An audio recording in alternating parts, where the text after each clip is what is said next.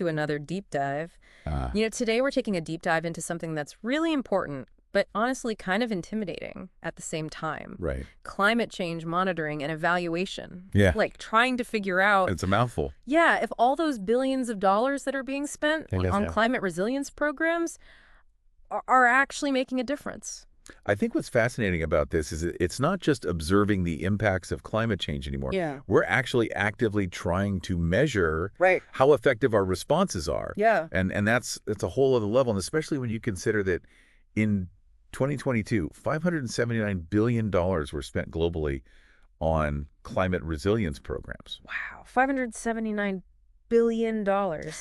Like, That's a lot of money. that's a huge chunk of change.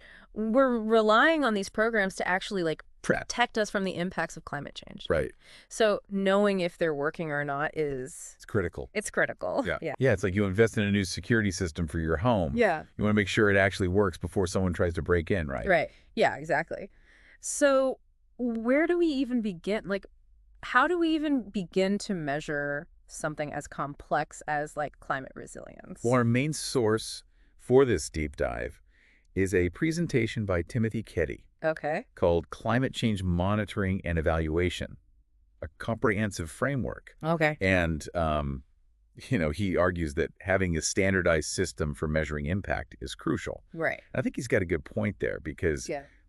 can you imagine trying to compare the effectiveness of different healthcare programs if there were no agreed upon metrics? Right. It'd be chaos. It would be chaos. Yeah, total chaos. So it's kind of like trying to create a common language to measure success. Yeah, I think that's a good way to put it. Yeah, I think so. But then, okay, so then what are we actually measuring? How do you quantify something like a community's ability to adapt? That's a great question. Is it climate change? That seems very abstract. It is a complex question, and it's one that researchers are grappling with all the time. Okay. We're looking at a range of factors. We're looking at things like changes in infrastructure. Okay. Are there early warning systems in place? Okay. Even down to how well-prepared communities are for things like heat waves or floods. So it's not just about building seawalls or planting trees. We're talking about how well equipped people are to deal with. It's a combination of both. Yeah, to deal with what's already happening. Exactly. It's Yeah. about understanding how communities are responding to the challenges that they're facing. Right. In order to do that, the first thing we have to do before we can measure progress is to establish a clear starting point, before picture, if you will. Right. Like a snapshot of your home Got it. before you start a major renovation project. So you can see the transformation. Yeah. And Kedege calls this a baseline assessment, right? That's exactly right. Yeah. We need that baseline data Okay. to accurately measure how things change over time. Okay, so we've got our baseline. But how do we know what to focus on? What are the most important areas to measure? And this is where the IPCC vulnerability framework comes in, right? Yes, the IPCC vulnerability framework is sort of like a diagnostic tool Okay. that helps us identify what makes a community or a region or even an entire ecosystem Right. vulnerable to climate change impacts. And so it considers Okay, yeah. a range of factors, Hmm. things like exposure, sensitivity, and adaptive capacity. Okay, so let me try and apply this to my own community. Okay, Yeah. so my community is a coastal town. Okay, So our exposure to sea level rise is high. right, So that's one piece of the puzzle. exactly. Now let's think about sensitivity. Are there critical infrastructure or vulnerable populations located in low-lying areas? Well, we do have a major hospital right on the waterfront. Okay, that raises some red flags right there. Yeah. And then finally, what's the community's adaptive capacity? Are there plans in place for things like managed retreat or floodproofing? I don't know. I'd have to do some research. You have to do some digging. Yeah, I'd have to look into that. But that's the beauty of the IPCC framework. It helps you sort of Right. pinpoint those areas where resilience efforts are most needed in your own community. Okay, so we've established a baseline. We've identified key vulnerabilities Right. using the IPCC framework. Now, how do we actually track changes over time? And this is where all those fancy technologies come in. Right. We're not just relying on old school methods anymore. Right. We have incredible tools at our disposal now. Yeah. Things like LiDAR, which uses lasers to create these incredibly detailed 3D maps of the Earth's surface. Wait, laser? Is this like a sci-fi movie or something? It might sound futuristic, Yeah. but it's a game changer for monitoring things like deforestation, Okay. changes in coastal erosion, even the health of forests. So instead of relying on grainy satellite images, Right. we can see with pinpoint accuracy how the landscape is changing. Down to the individual tree Oh, form. wow, that's Yeah. incredible. Yeah. And what about multispectral imaging? I've heard that being used to assess crop health. That's right. Multispectral imaging is like giving plants a checkup, Oh, yeah. using these special cameras that can see beyond what the human eye can detect. So instead of just looking at a field and kind of guessing how healthy the crops are, you can actually see exactly how they're responding to drought or pests or, Exactly. well, Excessive heat. yeah. You can see how they're responding to stress. Wow. And then farmers can use that information to make more informed decisions about Yeah. irrigation or pest control, Wow. even what crop varieties to plant Right. that are best suited to the changing climate conditions. Oh, okay. So we're gathering all of this data using these incredible technologies. Right. But how do we make sense of it all? And that's where data analysis methods come in. I have to admit, I get a little lost here. It seems so technical.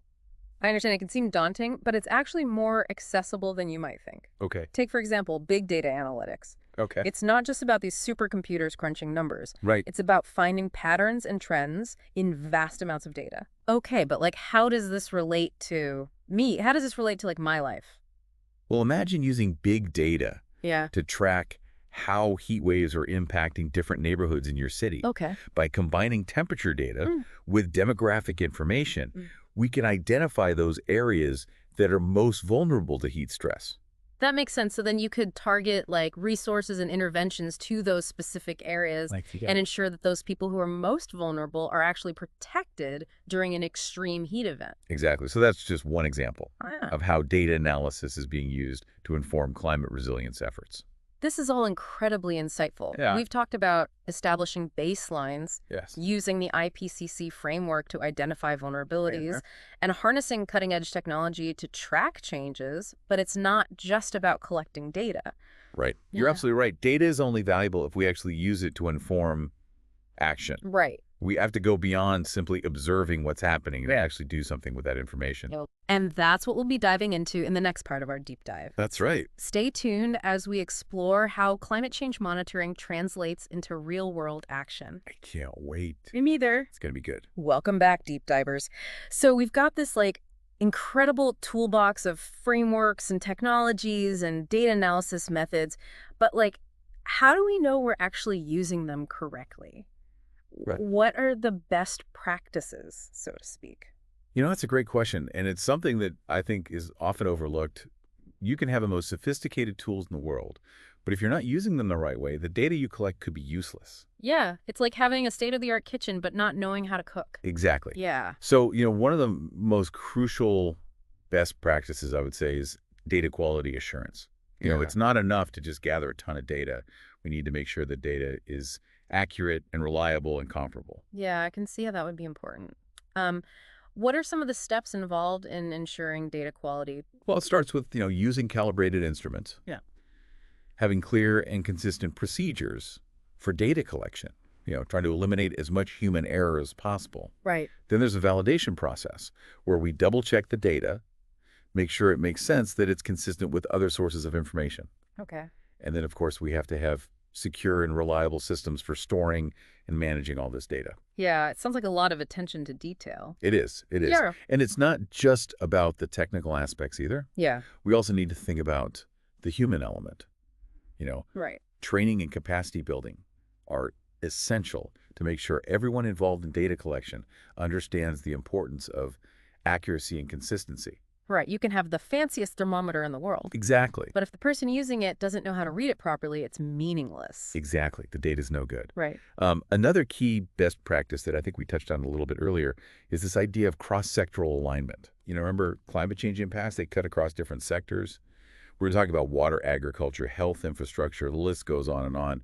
So it's not enough to just monitor all these things in isolation. You need to You need to connect the dots. connect the dots. Think of it this way. You wouldn't try to understand your own health Right. by just looking at your heart rate or your blood pressure in isolation. Right. You need to look at all the systems in your body Right. and how they interact to get the full picture.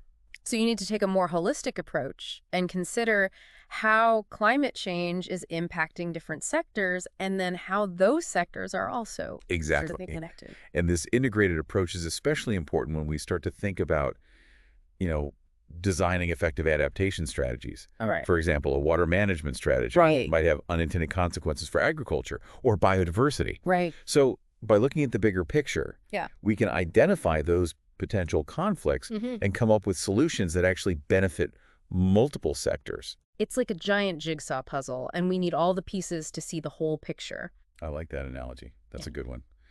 Um, all of this leads us to, I think, another major challenge, which is this idea of long-term sustainability. Yeah. Climate change is a long game, Yes, it and is. its impacts are going to continue to unfold over decades, even centuries. Right. So how do we design monitoring programs that can stand the test of time? Because that It's seems a challenge. really hard. It's like trying to stick to a New Year's resolution. That's a good way to put it. Yeah. I actually started a new exercise routine this year, Yeah. and it's been a real struggle to stay motivated. Yeah.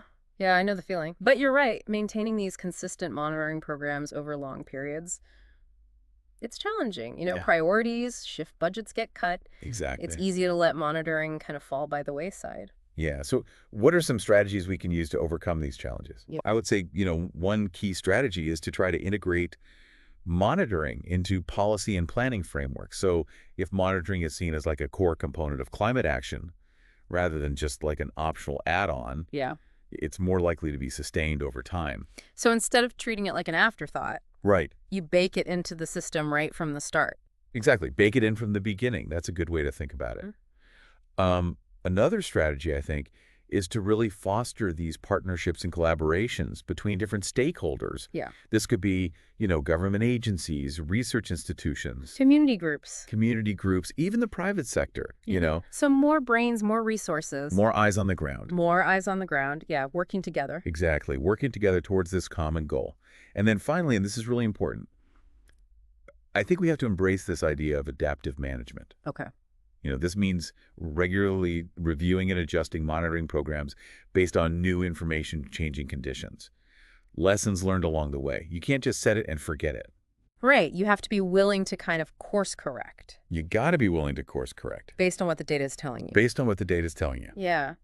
Speaking of data, remember those emerging technologies we were talking about? Yeah. Those aren't just cool gadgets.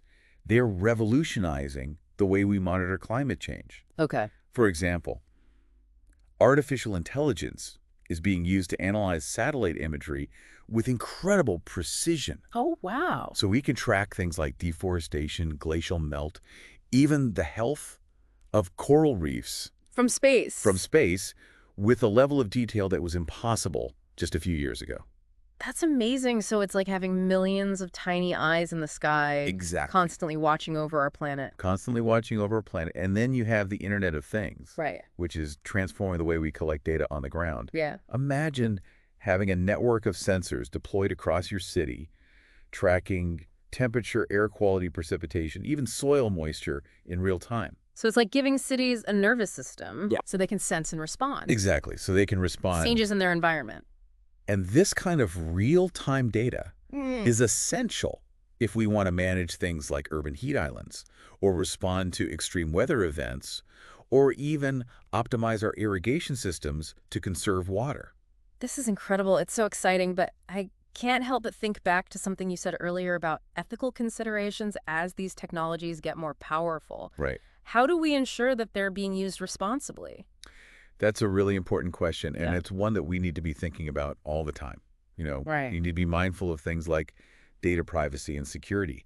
Make sure the information we're collecting is being used ethically and transparently. Yeah. And we also need to make sure that these technologies are accessible to everyone, Mm. not just those who have the resources to afford them.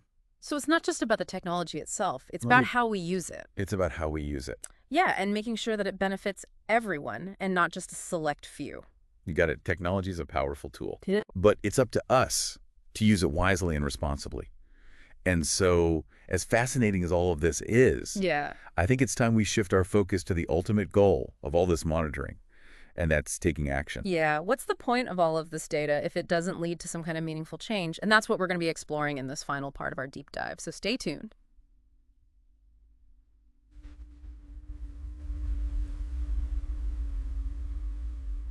Welcome back, deep divers. We've covered so much in this deep dive, from the nitty-gritty of like data collection to the mind-blowing potential of these emerging technologies. But Yeah. it's kind of like all this is background noise if it doesn't actually lead to change, right? It's like Right. if you meticulously track your calories, but you never actually change your diet. Yeah, you hit the nail on the head. Yeah. This final part of our deep dive really focuses on that crucial link between monitoring and action. Okay. How do we translate all these findings, all this data into, concrete policies and initiatives that Yeah. make a real difference? So it's not enough to just gather the data and analyze trends. You actually have to Do something with it. Do something with it. Yeah, think of it as a feedback loop. Okay. We monitor climate impacts and the effectiveness of our resilience programs. Mm-hmm. We analyze the data, Mm-hmm. and then we use that knowledge Right. to inform our policy decisions, Okay. adjust our strategies, and ultimately improve our responses to climate change. Okay, I'm following you. So it's a constant cycle of learning, adapting, and evolving our approach. Exactly. But how do we make sure that that happens? Like, how do we bridge the gap between all this research that's happening and the people who are actually making the decisions? That is the million-dollar question, and it's where things can get a little tricky, I think. Yeah. Bridging the gap between research and policy is a major hurdle. Yeah, it can feel like you're speaking two different languages. Sometimes it does feel that way, Yeah, I remember trying to explain the IPCC report to my family at Thanksgiving dinner last year. Oh, boy. It did not go well. I can imagine, Yeah. policymakers are busy people. They're bombarded with information from all sides. Right. They often have competing priorities, Yeah. limited resources. Right. And, climate change is a complex issue. It is. It's not always easy to translate the science into, clear and actionable policy recommendations. So how do we make sure that the information we're gathering is actually useful? Well, I think communication is key. Okay. We have to tailor our message. We have to present the data in a way that's relevant Yeah. to policymakers' needs and concerns. Okay. So instead of burying them in technical jargon, Yeah. focus on the bottom line. Right. How is this information going to help them make better decisions? How is it going to benefit their constituents? So make it relatable and actionable. Exactly. Make it real, So instead of just saying sea levels are rising, Right. say rising sea levels are going to impact X number of homes in your district and cost the local economy Right. Put it in some terms amount of dollars. that they can understand. Yeah. Connect the dots between the data and the real world impacts that people care about. And it's not just about presenting the information clearly. It's also about building relationships and trust between researchers and policymakers. Yeah, I guess it's like any relationship. Communication and trust are kind of essential. Exactly. Exactly. And there are a few things I think we can do to help foster those connections. Okay. One is to involve policymakers in the monitoring process Oh, okay. from the very beginning. So instead of just bringing them in at the end when the research is all done, Right. make them a part of it throughout. Make them a part of it. Yeah. Help them understand the challenges, the data collection methods, the limitations of the research. Yeah. Allow them to ask questions and provide input along the way. So it's more like you're building a bridge together Exactly. instead of trying to stretch it across this giant chasm after the fact. That's a great analogy. I like that. So you're bringing policymakers into the fold. What else can we do to make the data more accessible and actionable? Well, we can create these user-friendly platforms and tools. Yeah. That make it easy for them to access and interpret the data. Think, interactive maps, data visualizations, summaries that highlight the key findings and the policy implications. So instead of drowning them in spreadsheets and technical reports, Exactly. Give them the information. give them a clear, concise summary what they need. that gets right to the point. You got to make it digestible, make it actionable, give them the tools they need to make informed decisions. Right. And then finally, we need to identify and support these policy champions. Yes, absolutely. All right, so these are the people within government who are actually really passionate about climate action, Yes. and they can advocate for evidence-based decision-making. That's right. These champions can help translate the research into language that policymakers understand. They can help navigate those bureaucratic hurdles Right. and really keep climate change on the political agenda. It sounds like a lot of work. It is, but Are there any guarantees that this will actually work? there are no guarantees in life, are there? That's true. But the more we can strengthen that link between monitoring and action, Yeah. the better equipped we will be to address these challenges. So even though there are challenges, it's not like we're powerless. We're not powerless. We can actually make a difference by advocating for these changes and supporting the people who are trying to translate this data into action. Absolutely. And remember, you don't have to be a scientist or a policymaker to contribute, you know, staying informed, engaging in your community, making your voice heard. Right. These are all powerful ways to make a difference. This has been such an incredible deep dive. We've gone from the microscopic level of data collection to the big picture view of how research can really shape policy decisions. Yeah. And honestly, I'm feeling optimistic. I feel like we have the tools and the knowledge and the passion to tackle this challenge head on. I agree. It's a daunting task, but it's also incredibly inspiring to see so many people working together to create a more resilient and sustainable future. Well, thank you so much for joining us on this deep dive. It's been a pleasure. We hope you learned something new and that you feel empowered to continue exploring this really critical topic. And until next time, keep diving.